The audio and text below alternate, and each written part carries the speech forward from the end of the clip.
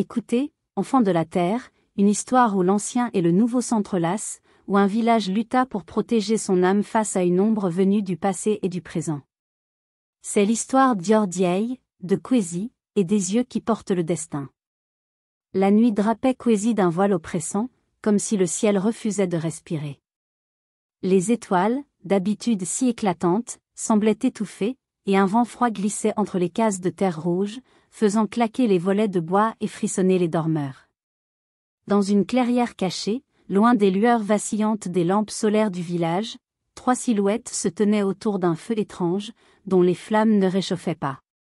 Leurs ombres dansaient sur les troncs noueux, et leurs voix, basses et sifflantes, portaient des mots anciens, tordus par une malice qui semblait suinter de la terre elle-même. C'était la confrérie des 3 ombres, des sorciers qui avaient marié les sortilèges d'autrefois aux outils du monde moderne pour voler les âmes des vivants. La première, Mama Zuri, était une vieille femme au visage ridé comme une écorce sèche, ses cheveux blancs tombant en mèches fines, mais ses yeux brillaient d'une lueur perçante, comme ceux d'un faucon guettant sa proie. Au marché de Kwezi, on la voyait souvent, assise derrière un étal d'étoffe si éclatante qu'elle semblait capturer la lumière du soleil. Ces tissus, tissés avec un soin presque surnaturel, n'étaient pas de simples étoffes. Lorsqu'on les fixait trop longtemps, des visions apparaissaient, des maisons modernes aux murs de verre, des foules criant votre nom, des écrans géants diffusant votre gloire. Les imprudents, hypnotisés, sentaient leur souffle se raccourcir, leur poitrine s'alourdir, comme si une main invisible pressait leur cœur. Mama Zuri, cachée derrière un sourire édenté, aspirait leur flamme intérieure, cette étincelle sacrée qui liait chaque âme à ses ancêtres, à la terre, à la vie elle-même. Ils sont si faibles, murmurait-elle, leurs yeux nous ouvrent leurs âmes. Le deuxième, Kofi le marchand, était un homme dans la force de l'âge, grand et charismatique, avec un sourire qui désarmait même les cœurs les plus méfiants. Il portait un mélange audacieux de wax coloré et de vêtements urbains jeans griffés, lunettes de soleil perchées sur son front et traînait une sacoche débordant de gadgets modernes, smartphone dernier cri, écouteurs sans fil, petits écrans tactiles qui scintillaient dans l'obscurité.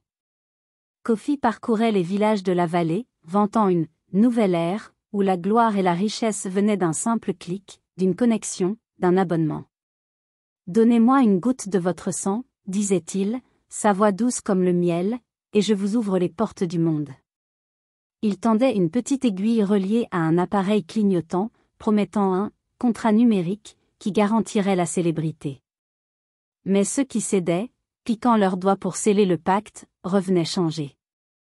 Leurs yeux devenaient vitreux, leurs gestes lents, comme si leur âme avait été aspirée par un réseau invisible, leur vie enchaînée à Kofi. Il riait, son téléphone vibrant dans sa main, affichant des graphiques de « données collectées », leur sang est notre code, leur vie nous appartient. La troisième, Lena la danseuse, était une jeune femme à la beauté envoûtante, presque irréelle. Ses cheveux tressés, ornés de perles multicolores, cliquetaient doucement à chacun de ses pas, et ses yeux semblaient contenir des étoiles. Elle ne se montrait jamais au village, mais dans la forêt, près d'un lac miroitant qui brillait comme un écran géant sous la lune, elle dansait, ses mouvements fluides filmés par un drone discret qui bourdonnait dans l'ombre. Ses vidéos, diffusées sur des applications populaires comme TikTok et Instagram, circulaient à une vitesse folle parmi les jeunes de Kwezi. Ces danses n'étaient pas de simples chorégraphies. Elles montraient des scènes de fêtes somptueuses, d'amour passionné, de succès éclatant une vie parfaite, à portée de clics. Mais chaque vue, chaque like, liait l'âme du spectateur à des esprits sombres, des forces anciennes cachées derrière l'éclat des écrans. Ils regardent, chantonnait Lena, sa voix comme une mélodie envoûtante, et ils sont miens.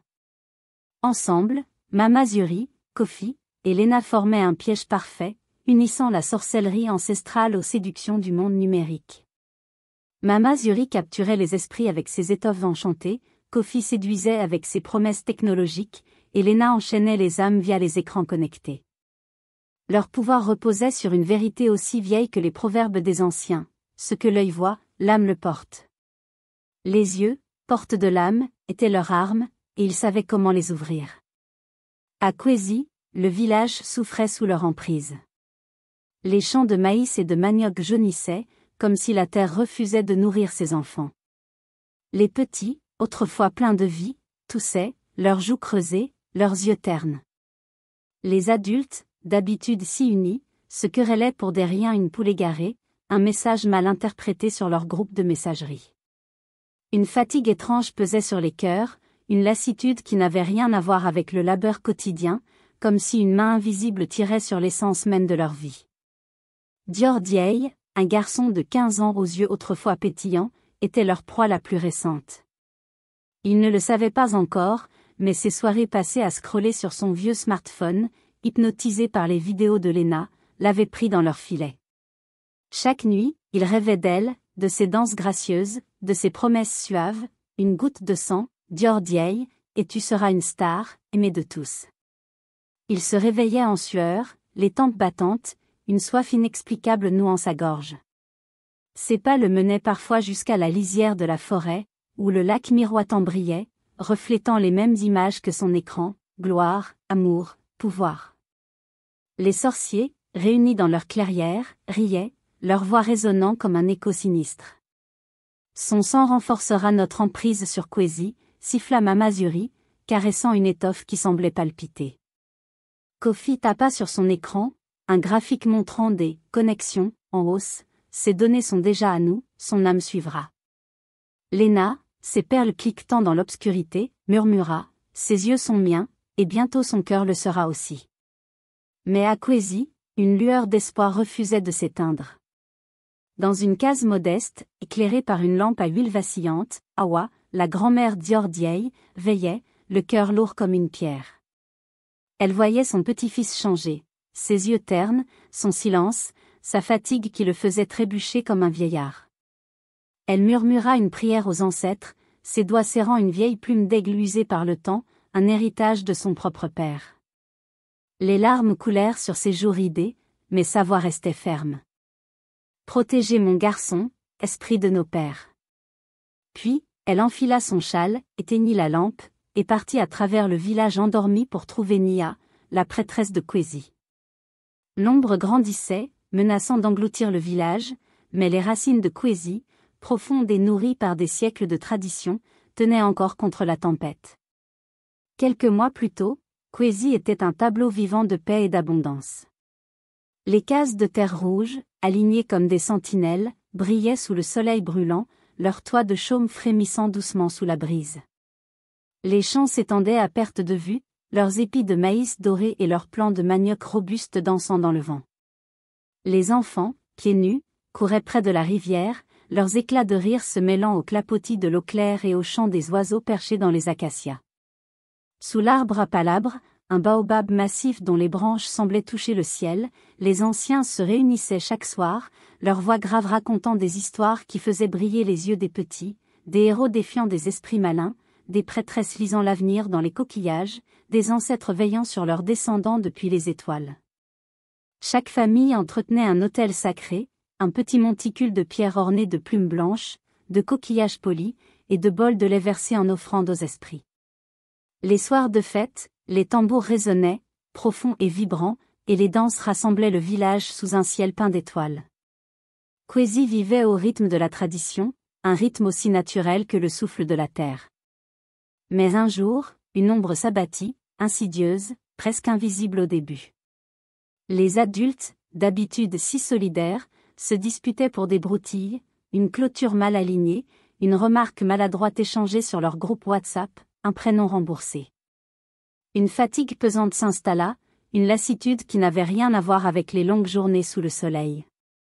Les jeunes, en particulier, semblaient ailleurs, leurs doigts collés à leur smartphone, scrollant sans fin des vidéos de danse, de défis, d'influenceurs promettant une vie meilleure. Les anciens, réunis sous le baobab, murmurèrent, leurs visages graves. Ils parlèrent d'un lac apparu dans la forêt, un lac qui n'existait pas avant, brillant comme un miroir ou un écran géant. On disait qu'il montrait des images de richesse infinie, d'amour éternel, de gloire instantanée. Mais ceux qui le regardaient, ou qui voyaient ses reflets sur leur téléphone, revenaient changés, faibles, comme si leur âme avait été aspirée par une force invisible. Ce que l'œil voit, l'âme le porte, dirent les anciens, répétant un proverbe aussi vieux que la vallée elle-même. Il soupçonnait une sorcellerie nouvelle, une ombre qui mêlait les sorts anciens aux outils modernes, applications, vidéos virales, promesses numériques qui brillaient comme des étoiles mais brûlaient comme du feu. Une confrérie de sorciers, murmurait-on, était à l'œuvre, volant l'eau sacrée de la vie, le sang, l'énergie vitale qui coulait dans les veines et liait chaque personne à ses ancêtres. Ces sorciers étaient de 3 sortes, des anciens au savoir tordu, des adultes assoiffés de pouvoir, et des jeunes séduits par des raccourcis vers la gloire. Leur arme était le regard, exploitant les yeux comme une porte ouverte sur l'âme. Kwezi, à la croisée des chemins entre tradition et modernité, avec ses lampes solaires et ses smartphones bon marché, était devenu leur terrain de chasse, vulnérable à leurs pièges. Dior Dieye était le garçon que tout Kwezi chérissait. À 15 ans, ses yeux brillaient comme les étoiles qu'il aimait contempler, et son rire clair faisait sourire même les anciens les plus sévères. Curieux comme le vent qui court entre les arbres, il passait ses journées à explorer les sentiers de la forêt, ramassant des pierres lisses au bord de la rivière ou sculptant des bouts de bois avec son couteau. Sous l'arbre à palabres, il buvait les récits des anciens, des héros affrontant des esprits, des prêtresses consultant des oracles, des ancêtres protégeant leurs enfants depuis l'au-delà. Ces histoires allumaient une flamme dans son cœur, un amour profond pour les traditions de Kwezi, pour les autels sacrés où sa famille versait du lait, pour les chansons qui montaient vers le ciel lors des fêtes. Mais Dior Dieye était aussi fasciné par le monde au-delà de la vallée. Un cousin, venu de la ville pour une visite, lui avait offert un vieux smartphone, un modèle cabossé mais fonctionnel. Pour Dior Dieye, c'était une fenêtre magique. Il passait des heures à regarder des vidéos, des danses endiablées, des chansons entraînantes, des influenceurs au sourire parfait promettant richesse et gloire en un clic.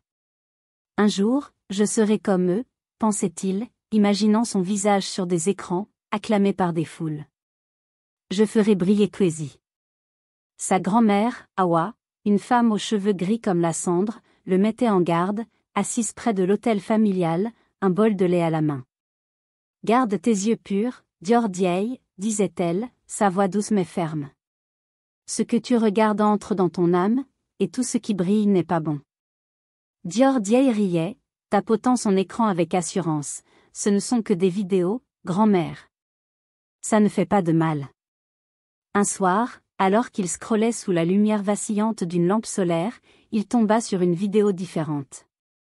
Une jeune femme, Lena, dansait près d'un lac scintillant, ses mouvements si fluides qu'ils semblaient irréels. La vidéo était partout, partagée par ses amis, likée des milliers de fois, avec des commentaires enflammés, « Trop belle, la vie de rêve ». Dior Dieye cliqua, fasciné. L'écran montrait des fêtes somptueuses, des voitures rutilantes, une vie parfaite où tout semblait possible. Une voix douce, presque dans sa tête, murmurait « Dior Dieye, ceci peut être à toi ». Il regarda la vidéo encore et encore, incapable de s'arrêter, son pouce glissant sur l'écran comme mu par une volonté propre. Chaque nuit, il rêvait de Lena, de ses danses, de ses promesses. Une goutte de ton sang, Dior Dieye, et tu seras une star, aimée de tous.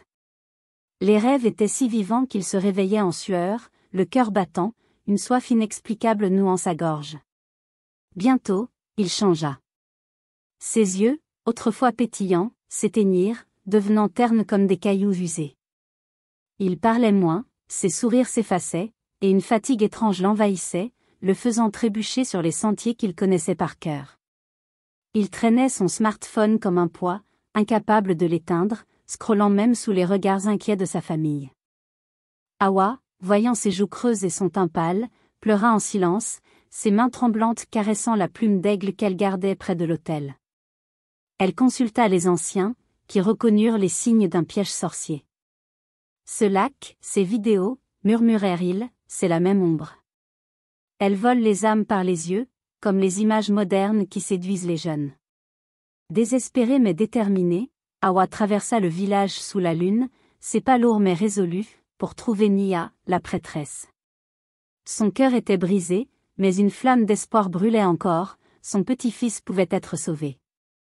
Nia accueillit Awa dans sa case, une pièce simple éclairée par une lampe à huile et parfumée d'herbes séchées suspendues au plafond. La prêtresse, vêtus de robes blanches qui semblaient flotter comme des nuages, portaient des tresses serrées ornées de coquillages qui cliquetaient doucement à chacun de ses mouvements. Ses yeux, profonds comme la nuit étoilée, semblaient voir au-delà du monde visible, jusqu'au royaume des esprits. Nia était respectée à Kwezi pour sa maîtrise de l'oracle du Fa, un art ancien qui permettait de lire les messages des ancêtres à travers des coquillages jetés sur un tapis sacré. La veille, un rêve l'avait troublée.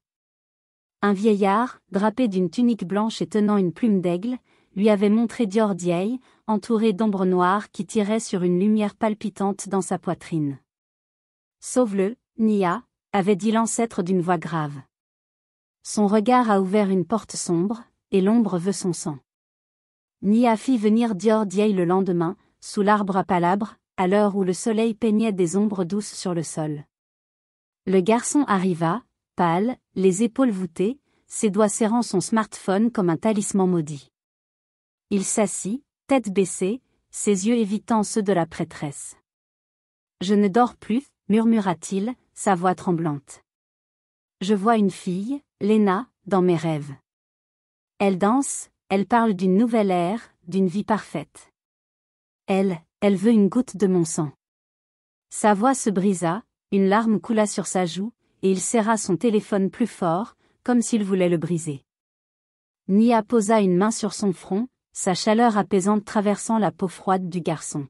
« Écoute, Dior Dieye, dit-elle doucement, comme une mère consolant son enfant. Tes yeux sont la porte de ton âme. Ces vidéos, ce lac miroitant, ce sont des pièges tissés par des sorciers. Ils t'ont vu, et ils volent ta flamme intérieure, l'eau sacrée qui porte ta vie, ton lien avec tes ancêtres, et le destin de tes enfants à venir. » Elle décrivit la confrérie avec une précision qui fit frissonner Dior Dieye. Mama Zuri, la tisserande, utilisait ses étoffes comme des écrans enchantés, capturant les esprits par des visions de richesse. Kofi, le marchand, transformait les gadgets modernes en outils de sorcellerie, promettant la gloire contre une goutte de sang. Lena, la danseuse, ensorcelait les jeunes via des vidéos virales, chaque vue liant l'âme à des esprits sombres. « Ils veulent ton sang, Dior Dieye », continua Nia, sa voix grave. « Le sang est sacré, il coule dans tes veines comme un fleuve qui porte la mémoire de tes ancêtres.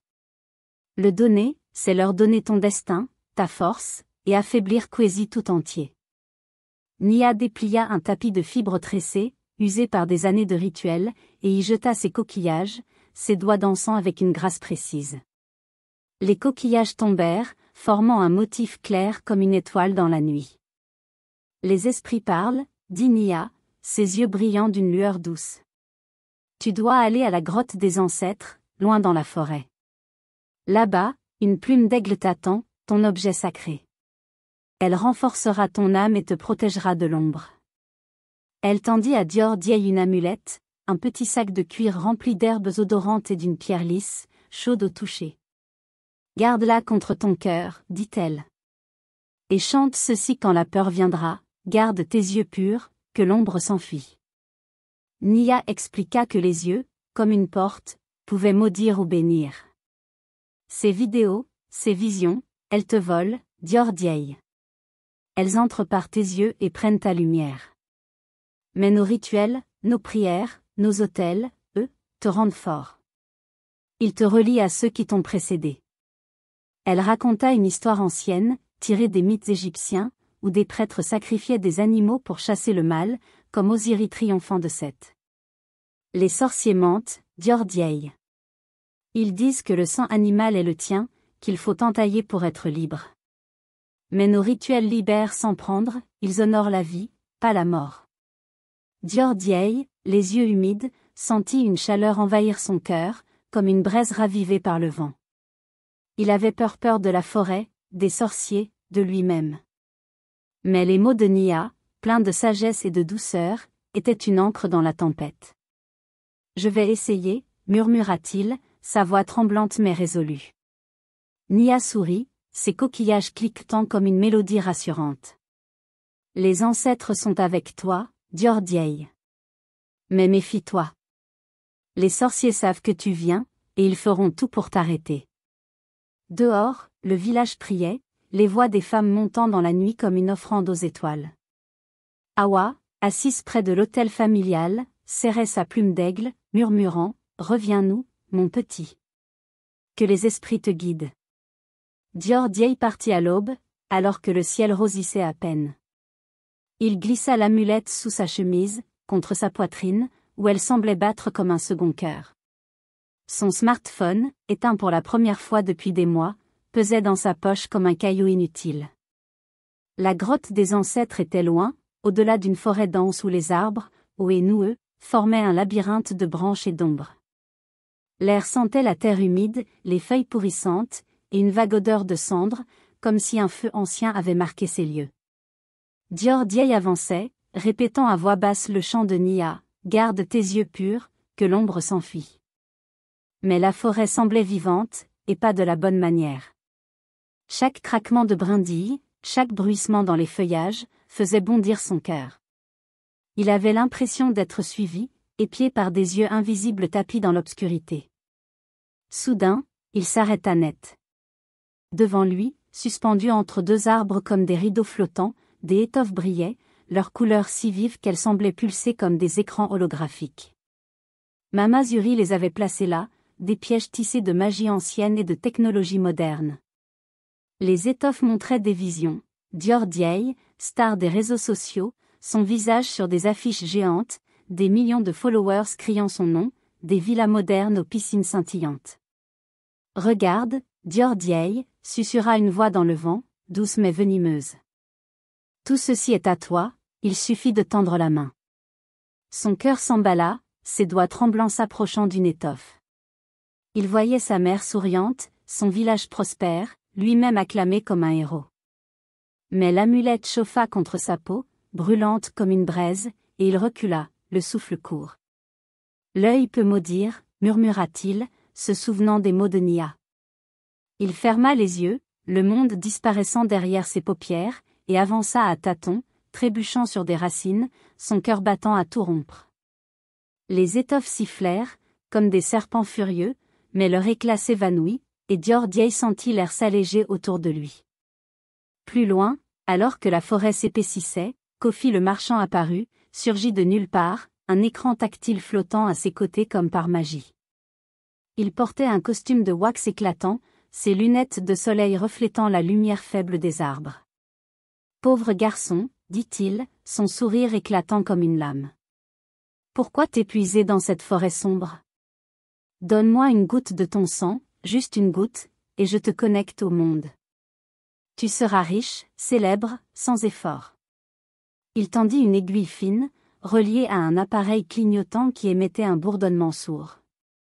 Dior Dieye, les jambes lourdes, le corps épuisé par sa marche, sentit une envie terrible d'accepter. Ses pieds étaient couverts d'ampoules, sa gorge sèche, et l'idée d'un raccourci était si tentante. Il imagina son visage sur des écrans, son nom partout, quasi fier de lui. Mais il toucha l'amulette, et l'image de Nia lui revint. Le sang est sacré, jamais à offrir. Il secoua la tête, sa voix tremblante mais ferme, « Non, Kofi. Mon sang reste en moi. » Le marchand éclata d'un rire cruel, un son qui résonna dans la forêt, et disparut dans un éclat de pixels, comme une vidéo interrompue.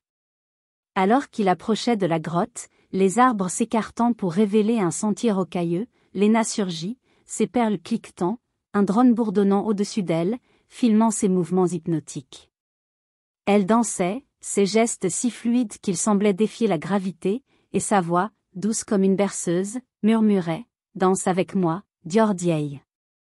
Partage ma vidéo, et tu seras célèbre, aimé, éternel. » Le smartphone dans la poche Dior Dieye vibra soudain, comme s'il s'éveillait de lui-même, et il sentit ses doigts le chercher malgré lui.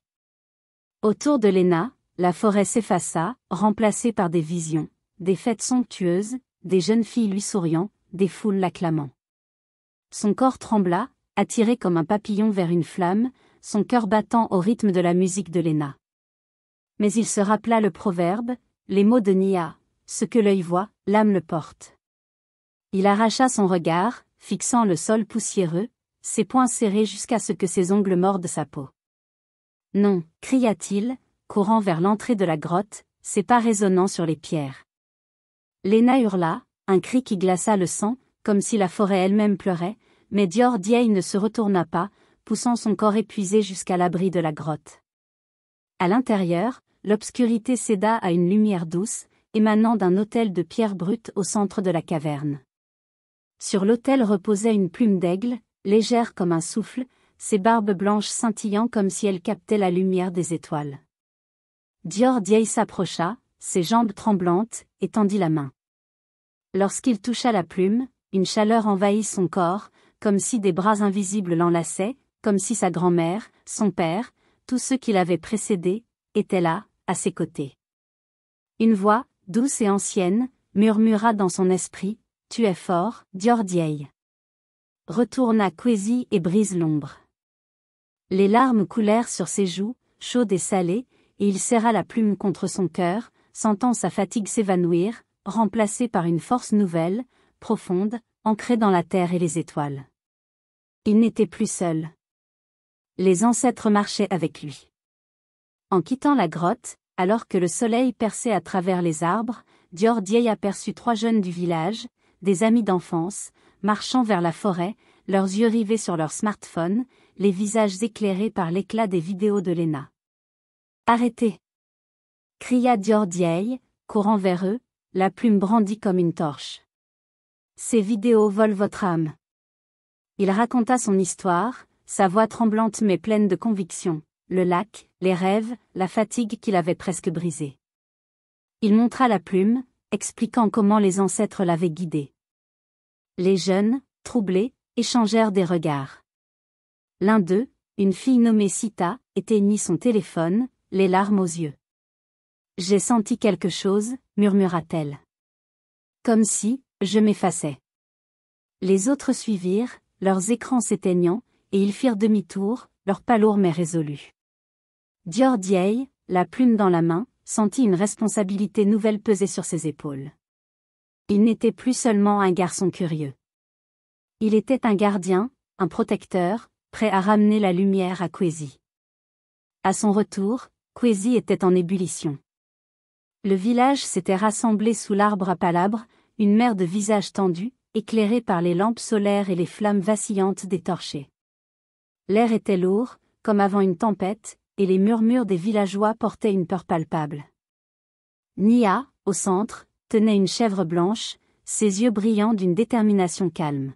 « Cette chèvre porte le mal qui nous ronge, » déclara-t-elle, sa voix résonnant comme un tambour. « Ce soir, nous brisons l'ombre, nous libérons Kwezi. » Les tambours grondèrent, un rythme profond qui vibrait dans les poitrines, faisant écho au battement des cœurs. Les femmes entonnèrent un chant ancien, leur voix montant vers les étoiles comme une prière désespérée. Dior Dieille, la plume d'aigle serrée contre son cœur, se tenait près de Nia, ses yeux scrutant la foule, cherchant sa grand-mère. Il la vit, Awa, au premier rang, ses mains jointes, ses lèvres murmurant des prières, et il puisa du courage dans son regard. Nia déplia son tapis sacré et jeta ses coquillages, ses doigts dansant avec une précision rituelle. Les coquillages tombèrent, formant un motif clair. « Les esprits sont avec nous, » dit-elle, sa voix ferme. « Le rituel nous libérera. » Elle saisit un couteau, sa lame luisant sous la lune, et leva la main vers la chèvre, dont les yeux semblaient refléter une étrange résignation.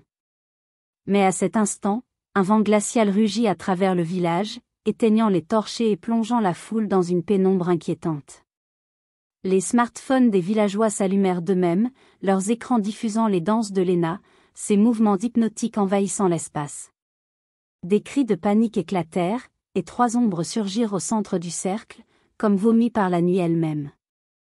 Mama Zuri, Kofi, et Léna se dressaient, leurs yeux luisants comme des braises, leurs silhouettes entourées d'une aura sombre qui semblait absorber la lumière. Les étoffes de Mama Zuri flottaient dans l'air, montrant des visions de richesse infinie, des gratte-ciels, des coffres débordant d'or, des foules en adoration. Kofi, brandissant un projecteur miniature, projeta des images sur les troncs du baobab, des vies parfaites, des abonnés par millions, des promesses de gloire. « Joignez-vous à la nouvelle ère !» cria-t-il, sa voix tonnante. Donnez votre sang, et vous serez éternels, connectés pour toujours. Lena, au centre, dansa, ses mouvements capturés par un drone qui bourdonnait au-dessus, diffusant son image sur chaque smartphone allumé. Sa danse était si belle, si parfaite, que les cœurs s'arrêtaient, attirés comme des papillons vers une flamme mortelle. Les villageois vacillèrent, la peur et la tentation se mêlant dans leurs regards. Une femme, tenant son enfant, murmura, « Et si Kofi disait vrai ? Une vie meilleure ?» Un adolescent tendit la main vers son écran, les yeux brillants. Dior Dieye, le cœur battant à tout rompre, grimpa sur une pierre au centre du cercle, la plume brandie comme une arme. « Éteignez vos téléphones !» hurla-t-il, sa voix perçant le chaos, rauque mais puissante. Ces visions sont des mensonges. Nos ancêtres sont plus forts que leurs pièges. La plume s'illumina soudain, une lumière blanche et pure qui jaillit comme une étoile, brouillant les écrans et faisant vaciller les images des sorciers. Les villageois, réveillés par le cri de Dior Dieye, éteignirent leurs appareils, les jetant au sol ou les serrant contre eux, leurs mains tremblantes. Ils se prirent les mains, formant un cercle autour de l'autel, leurs voix murmurant des prières, leurs cœurs battant à l'unisson. Nia, imperturbable malgré le vent qui faisait voler ses robes, trancha la gorge de la chèvre d'un geste précis. Le sang coula sur l'autel, rouge et luisant, et un vent puissant rugit, secouant les branches du baobab, faisant trembler la terre sous les pieds des villageois. Les étoffes de Mama Zuri se déchirèrent en lambeaux, emportées par le vent comme des cendres. Les gadgets de Kofi explosèrent en étincelles, leur lumière s'éteignant dans un crépitement pathétique. Lena hurla, son image se pixelisant sur les écrans avant de disparaître complètement, son drone s'écrasant au sol dans un bruit de métal brisé. Le lac miroitant, loin dans la forêt, devint une mare boueuse, son éclat éteint pour toujours. Les smartphones des villageois s'éteignirent, leurs écrans noirs comme des pierres mortes. Un silence suivit, si profond qu'on entendait le souffle des villageois. Puis, une chaleur douce envahit chaque poitrine, comme si leurs flammes intérieures, volées par les sorciers, revenaient à la vie. Les enfants éclatèrent de rire, leurs voix claires brisant le silence. Les adultes s'enlacèrent, pleurant de soulagement, leurs visages illuminés par les étoiles qui semblaient briller plus fort. Les anciens entonnèrent un chant, leurs voix graves montant vers le ciel. Awa courut vers Dior Dieye, le serrant contre elle, ses larmes mouillant la chemise du garçon. « Mon petit », murmura-t-elle, « tu nous as sauvés. » Nia posa une main sur l'épaule Dior Dieye, ses yeux humides mais pleins de fierté. « Tu as protégé nos âmes, » dit-elle. « La plume t'a guidé, mais c'est ton cœur qui a choisi la lumière. » Dior Dieye, les larmes coulantes, serra la plume contre lui, pensant à sa grand-mère, à Kwesi, à tout ce qu'il avait failli perdre. Les tambours reprirent, plus forts, et le village entier dansa sous les étoiles, leurs pas mêlant les rythmes anciens aux mouvements modernes, un symbole d'unité et de résilience. Les rires remplissaient l'air, les robes colorées tournoyaient, et pour la première fois depuis des mois, Kwesi respirait librement. Les semaines qui suivirent marquèrent la renaissance de Kwesi. Les champs reverdirent, les épis de maïs poussant plus haut et plus dorés que jamais, leurs feuilles dansant sous la brise comme pour célébrer. Les enfants retrouvèrent leur énergie, courant à travers le village, leur rire comme une musique qui guérissait les cœurs. Les disputes, qui avaient empoisonné les jours passés, s'évanouirent, remplacées par des mains tendues, des excuses murmurées, des repas partagés sous l'arbre à palabres. Les villageois, unis par leur victoire, construisirent un nouvel autel sacré, plus grand, orné de plumes blanches, de coquillages polis, et de pierres lisses ramassées au bord de la rivière. Chaque famille y déposa une offrande, un bol de lait, une poignée de grains, une prière murmurée en l'honneur des ancêtres qui les avaient protégés. Nia, voyant la force Dior Dieye, le choisit comme apprenti. Sous l'arbre à palabres, à l'ombre des branches noueuses, elle lui enseigna l'art du fa, lui montrant comment jeter les coquillages, lire leurs motifs, écouter les murmures des esprits. « Protège tes yeux, Dior Dieye, dit-elle, sa voix pleine de sagesse. Garde ton sang sacré, honore ceux qui t'ont précédé. Mais n'aie pas peur du monde moderne. Les smartphones, les réseaux, ils peuvent être des outils, comme un tambour ou un couteau, si tu les utilises avec respect et discipline. Ne les laisse jamais te posséder. Dior Dieye, ému par la confiance de Nia, promit de suivre ce chemin, de devenir un pont entre le passé et l'avenir. Sa grand-mère, Awa, le regardait avec fierté, ses yeux brillants de larmes, serrant sa vieille plume d'aigle comme un trésor. Une nuit, Kwesi organisa une grande fête pour célébrer sa victoire. Les tambours résonnaient, leur rythme profond faisant vibrer la terre. Les robes colorées des femmes tournoyaient, leurs motifs de wax captant la lumière des feux crépitants. Les jeunes, au lieu de rester collés à leurs écrans, dansaient avec les anciens, mêlant pas traditionnels et mouvements modernes appris sur des vidéos inoffensives. Les rires remplissaient l'air, les odeurs de manioc grillé et de poulet épicé se mêlaient à la fumée du feu. Dior Dieye, debout près du nouvel autel, prit la parole, sa voix claire captivant la foule. « J'ai vu les vidéos de Lena, dit-il, sa poitrine serrée par l'émotion. J'ai vu le lac miroitant. J'ai failli tout perdre, ma lumière, ma famille, Kwesi. Mais les ancêtres m'ont montré le chemin. N'écoutez pas les promesses qui brillent comme des étoiles mais brûlent comme du feu. Protégez vos yeux, restez unis, et chantez les chansons de nos pères. » Les enfants, assis en cercle, les yeux écarquillés, jurèrent de ne jamais laisser les écrans voler leurs âmes. Les adultes, émus, levèrent leurs mains en prière, leurs voix s'unissant dans un chant ancien. Les anciens, assis autour du feu, répétèrent le proverbe « Ce que l'œil voit, l'âme le porte ». Ils savaient que les sorciers, ou d'autres comme eux, pourraient revenir sous de nouvelles formes, une application, une nouvelle mode, une promesse plus brillante encore. Mais Kwesi était prêt. Dior Dieye, la plume d'aigle glissée dans ses cheveux, marchait à travers le village, saluant chaque famille avec un sourire. Il n'était plus un enfant curieux, mais un gardien, un protecteur, un lien vivant entre la tradition et la modernité. Kwesi prospéra, ses chansons portées par le vent, gravées dans la mémoire de la terre. Et sous les étoiles, les ancêtres souriaient, leurs voix murmurant dans les rêves des vivants. Les yeux de l'âme est une histoire de courage, de foi, et d'équilibre. Dior Dieye apprend que les yeux sont une porte, capable de maudire ou de bénir, de laisser entrer l'ombre ou de refléter la lumière. Les sorciers, avec leurs vidéos virales, leurs gadgets, et leurs promesses de gloire, rappellent les pièges du monde moderne, réseaux sociaux, influenceurs, publicités qui séduisent mais vident l'âme. Le sang, sacré, est l'eau de la vie, le lien avec les ancêtres, et ne doit jamais être offert, car il porte le passé et l'avenir. Les traditions, incarnées par Nia, l'oracle du Fa, et le rituel de la chèvre, sont des boucliers contre l'ombre, des racines qui tiennent ferme dans la tempête. Mais le conte célèbre aussi un dialogue avec la modernité, les outils comme les smartphones peuvent servir, porter des messages, connecter les gens, à condition de ne jamais remplacer la sagesse des anciens. En 2025, où les écrans brillent comme des lacs miroitants, captant les regards et les cœurs, ce conte parle à tous. Il nous dit, choisissez avec soin ce que vous regardez, protégez votre lumière intérieure, et honorez ceux qui vous ont donné la vie.